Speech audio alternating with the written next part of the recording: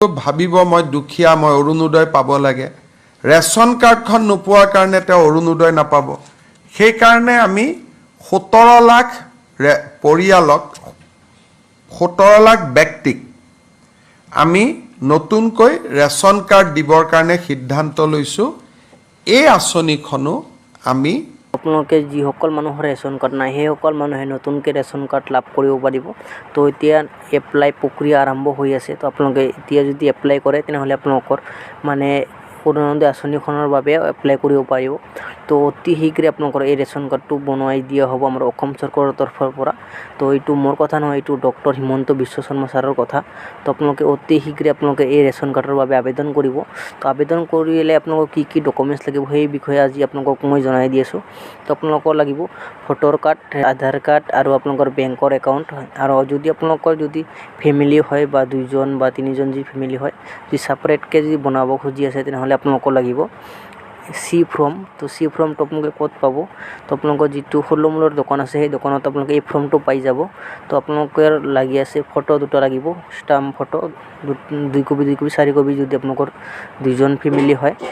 আৰু আপোনালোকৰ লগত লাগিব আপোনালোকৰ আধাৰ কাৰ্ড, বেংক একাউণ্ট আৰু আপোনালোকৰ ভোটৰ তালিকাখন, যিখন তালিকাত আপোনালোকৰ নাম আছিল সেই তালিকাখন লাগিব। তো আপোনালোকৰ ৰেচন কাৰ্ডৰ বাবে আবেদন কৰিব পাৰিব।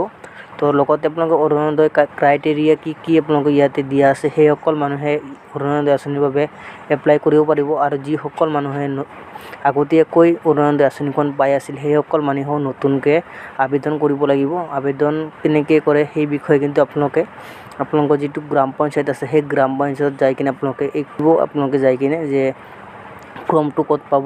তো সেইসকলে আপোনালোকক ফৰ্মটো দি দিব, বা যদি সিহঁতৰ হাতত থাকে তেনেহ'লে সিহঁতে আপোনালোকক দি দিব ফৰ্মটো। তো আপোনালোকে ফৰ্মটো শুদ্ধভাৱে ফিল আপ কৰি কিনে জমা দিব। আপোনালোকে এইখিনি কথা আপোনালোকে জানিবলৈ পাৰিছে। তো আপোনালোকক মই নতুন লোকক আমি ৰেচন কাৰ্ড দিম, কাৰণ এইবাৰ অৰুণোদয় পাবৰ কাৰণে ৰেচন কাৰ্ড অতিকে জৰুৰী। ৰেচন কাৰ্ড নহ'লে অৰুণোদয় নাপাব। গতিকে বহুত ব্যক্তিয়ে হয়তো ভাবিব মই দুখীয়া, মই অৰুণোদয় পাব লাগে। ৰেচন কাৰ্ডখন নোপোৱাৰ কাৰণে তেওঁ অৰুণোদয় নাপাব। সেইকাৰণে আমি 17 লাখ পৰিয়ালক, 17 লাখ ব্যক্তিক আমি নতুনকৈ ৰেচন কাৰ্ড দিবৰ কাৰণে সিদ্ধান্ত লৈছোঁ। এই আঁচনিখনো আমি 19 তাৰিখে আৰম্ভ কৰিম। অৰ্থাৎ যি মিটিং হ'ব অৰুণোদয় আৰু ৰেচন কাৰ্ডৰ কাৰণে যুটীয়া মিটিং হ'ব। আপোনালোকে এই মাহৰ 19 তাৰিখে আমি চৰকাৰৰ 2টা ফ্লেগশ্বিপ স্কিম আৰম্ভ কৰিম। অসমৰ 126টা সমষ্টিতে একোটা অনুষ্ঠান হ'ব আৰু গুৱাহাটীত ৰাজ্য চৰকাৰে সাংবাদিক মেলৰ জৰিয়তে এই আঁচনি দুখন মুকলি কৰিব। প্ৰথম হ'ল 12,60,000 অৰুণোদয়ত নতুন হিতাধিকাৰী। অৰ্থাৎ প্ৰতিটো সমষ্টিটোৰ আয়তন হিচাপত ক'ৰবাত 500 বেছি, ক'ৰবাত 500 কম, অলমষ্ট 10,000 কৰি আমি নতুন হিতাধিকাৰীক সংলগ্ন কৰিম। আৰু পুৰণি হিতাধিকাৰীসকলৰো তেওঁলোকে যি পাই আছে সুবিধা, তাত এটা নতুনকৈ ৰিভিউ বা সমীক্ষা হ'ব। এই গোটেই কাৰ্যসূচীটো আমি 19 ছেপ্টেম্বৰত আৰম্ভ কৰিম আৰু আমি 10 জানুৱাৰীৰ ভিতৰত প্ৰপত্ৰ ছিলেক্ট কৰা ফাৰ্ষ্ট ইনষ্টলমেণ্ট আমি যাতে 10 জানুৱাৰীত দিব পাৰোঁ, সেই ধৰণে অৰুণোদয় 3.0 আমি 19 তাৰিখে সূচনা কৰিম বা আমি আৰম্ভ কৰিম। এই উপলক্ষে অসমৰ 126টা সমষ্টিতে 126খন মিটিং হ'ব, য'ত মন্ত্ৰী বিধায়কসকল উপস্থিত থাকিব।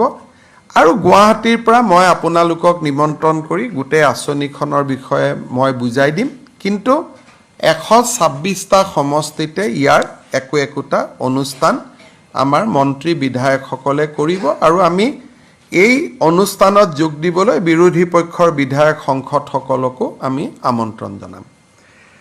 দ্বিতীয়তে, আমি অহা 19 তাৰিখৰ পৰা 17 লাখ নতুন লোকক আমি ৰেচন কাৰ্ড দিম, কাৰণ এইবাৰ অৰুণোদয় পাবৰ কাৰণে ৰেচন কাৰ্ড অতিকে জৰুৰী। ৰেচন কাৰ্ড নহ'লে অৰুণোদয় নাপাব। গতিকে বহুত ব্যক্তিয়ে হয়তো ভাবিব মই দুখীয়া, মই অৰুণোদয় পাব লাগে, ৰেচন কাৰ্ডখন নোপোৱাৰ কাৰণে তেওঁ অৰুণোদয় নাপাব। সেইকাৰণে আমি 17 লাখ পৰিয়ালক, 17 লাখ ব্যক্তিক আমি নতুনকৈ ৰেচন কাৰ্ড দিবৰ কাৰণে সিদ্ধান্ত লৈছোঁ। এই আঁচনিখনো আমি 19 তাৰিখে আৰম্ভ কৰিম। অৰ্থাৎ যি মিটিং হ'ব, অৰুণোদয় আৰু ৰেচন কাৰ্ডৰ কাৰণে যুটীয়া মিটিং হ'ব। আপোনালোকে